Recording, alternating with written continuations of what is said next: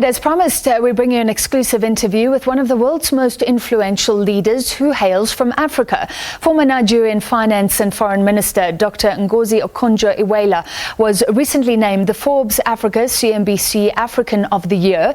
She's been recognized for her work to mobilise international support for Africa's efforts to address the COVID-19 economic fallout. Okonjo-Iweala is also a board member of the Global Alliance for Vaccines and Immunization, or GAVI, which mobilises governments to ensure that millions of African children have access to vaccines. She has served on the World Bank and is tipped to be the next Director General of the World Trade Organization. That would make her the first woman and the first African to lead the institution. To discuss Dr Okonjo-Iweala joining us now. Doctor, it's a great pleasure to have you. Thank you for being with us. And I don't know where to start, but perhaps with the WTO. There you have the support of African nations, European nations. We'll talk about America shortly, but the announcement will be made next month. Are you ready to be the next Director General, the next leader of this very important organization? Absolutely. I'm ready. There's a lot to do. There are a lot of challenges.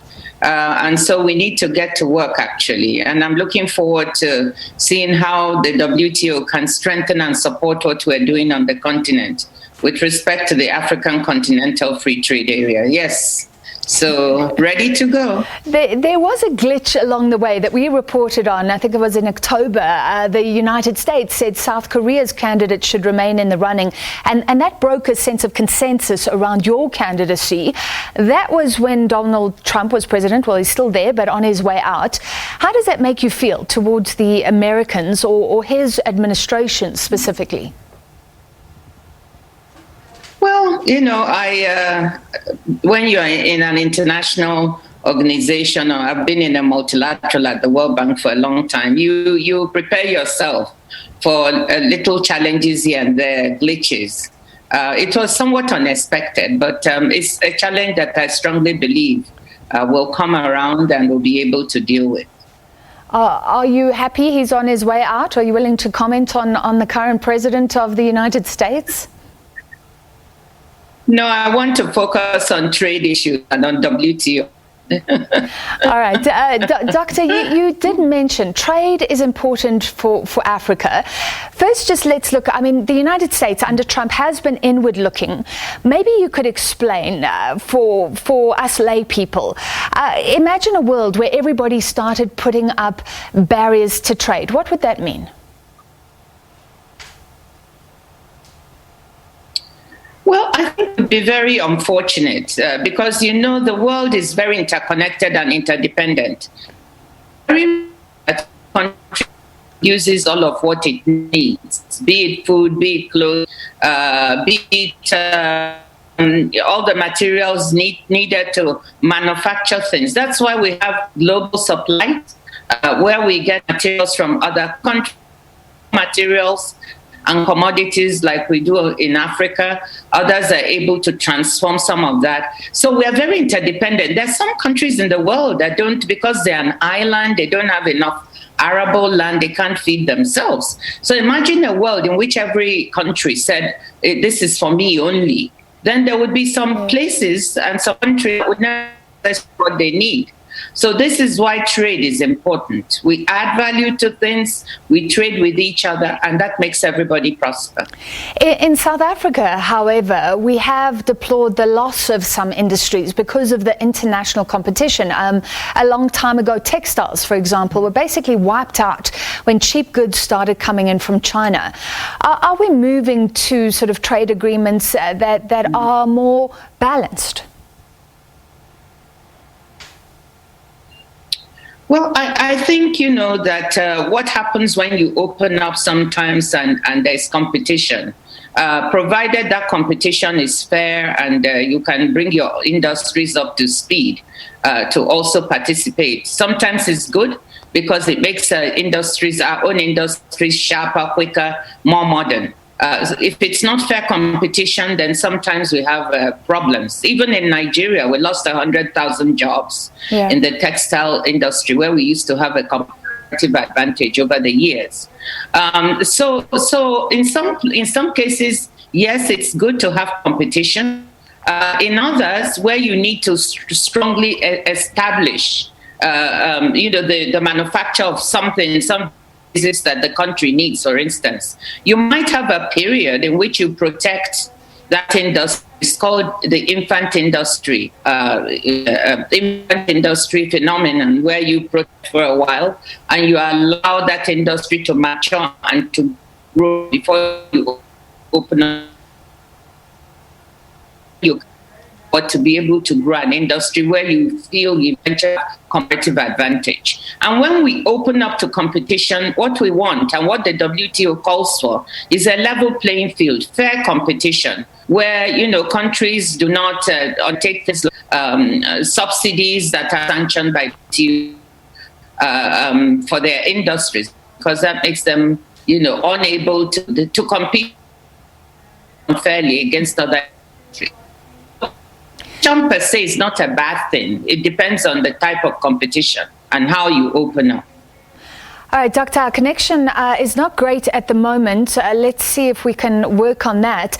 I'd really like to ask you that the World Trade Organization is seen to have been weakened somewhat by the trade war between the United States and China recently. Does that present a challenge for you? What will you do about it?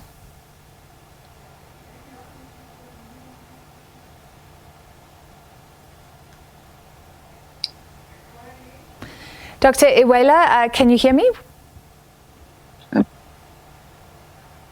Yeah, I'm afraid I lost you for a couple of minutes there. If you can repeat what you said about the WTO being weakened. I lost the rest of by the trade war, yes. What do you plan to do about that? By the trade war between the US and China, it's seen to have been weakened. Well, I think that the WTO has been weakened by some of the essential organs of the WTO not working. For example, the dispute settlement mechanism, the appellate body, has been paralyzed. And since this is the one place in the world where members can bring disputes among each other, there is no other place. That's like a vital part of the WTO. So we need to reform that quickly. There are members who have some complaints about the way the appellate body, that's the second tier of this dispute settlement mechanism, the way it functions. And if there's some justification, the US has made some complaints, we need to listen. Other developing countries have some issues and complaints. For instance, they say the system is not accessible to them, they don't have the resources, it costs too much. We need to look at all of this and analyze it and make the WTO workable. We also need to be careful, Francis, to kind of separate out those that belong between member countries and those that belong at the WTO and not confound the two. WTO cannot solve political problems. Should focus on trade. Okay, Dr. Iweala, let's talk about vaccines and your role at GAVI. I mean, you've been involved in efforts around vaccines for a while, efforts to deal with the COVID-19 fallout in Africa as well. In some senses, the rush for vaccines that's coming, it may bring out our compassion or our competitive natures. Do you think this could be a test, really, of our humanity? Well, I see there's a rush for vaccines, and certainly it's true that rich countries have made orders for these vaccines.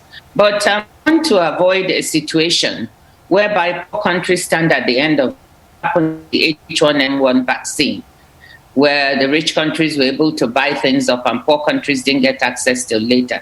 That's why an international effort that is supported by the community. Many countries are members, and then you have the WHO, Epidemic Preparedness Innovation, SEPI, and GAVI, the Vaccine Alliance, of which I'm the board chair. We're involved in developing this COVAX facility, and one of the principal aims is to make sure that poorer countries also get access to vaccines in an equitable fashion and affordable fashion at about the same time that rich countries do.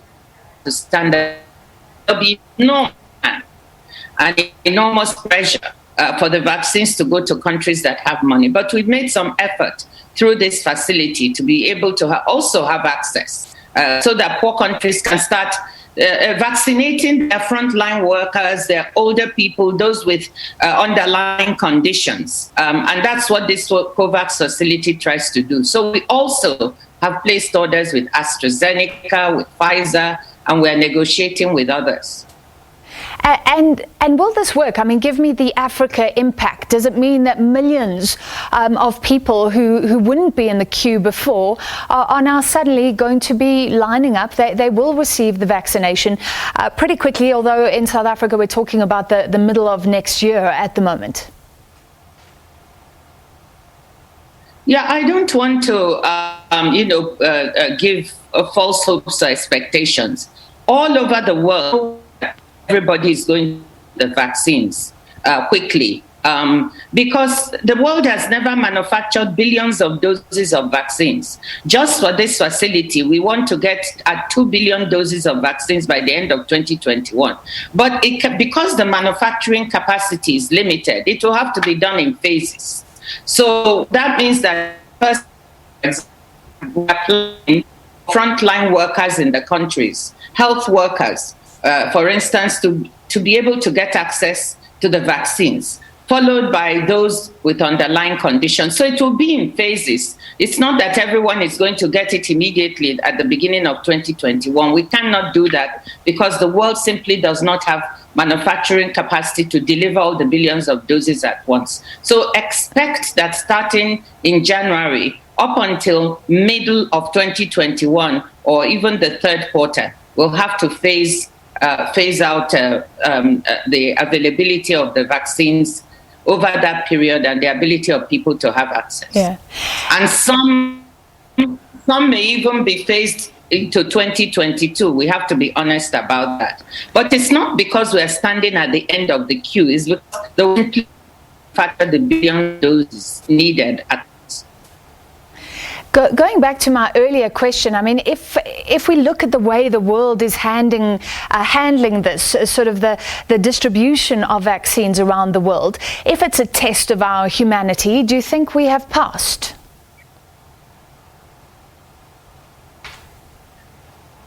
Well, we haven't started yet, so I don't know if we have passed the test. I hope we will pass the test. And that's why there's been a lot of thinking beforehand.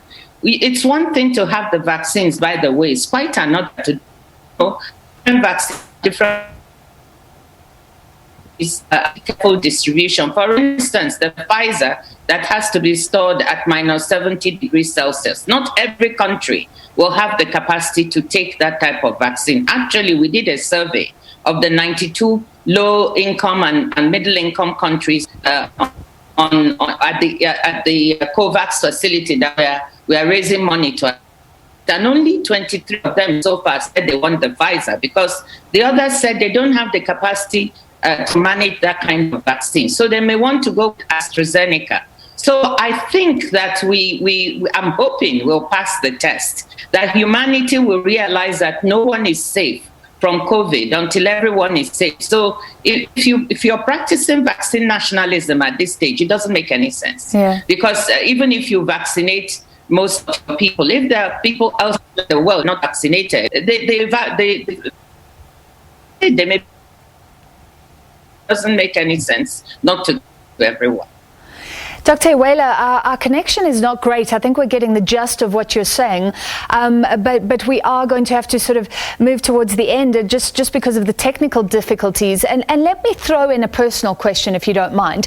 You are an African woman sitting with all these leadership roles. I mean, we haven't even touched on many of them in the public and private sector. You're doing this life-saving work. What is your message to other women out there with aspirations? Young black women and maybe women who feel overwhelmed by their much smaller roles. How do you juggle it all?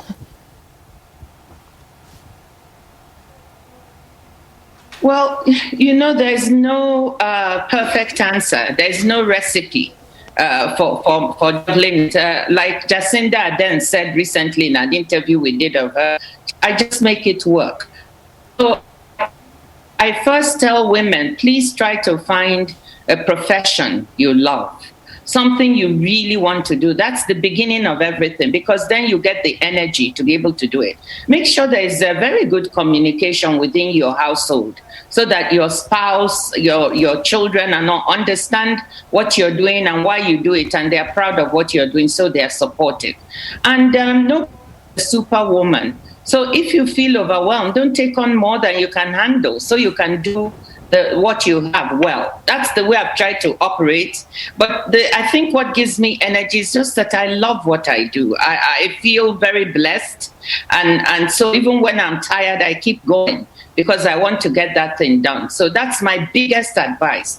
Find what you're good at. It doesn't matter whether it's in the public sector, private sector, where you're giving back.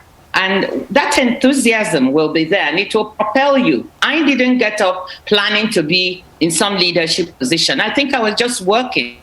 I was doing well, and that helped. So I just, let me just end by saying, I see so many young African women I'm so proud of.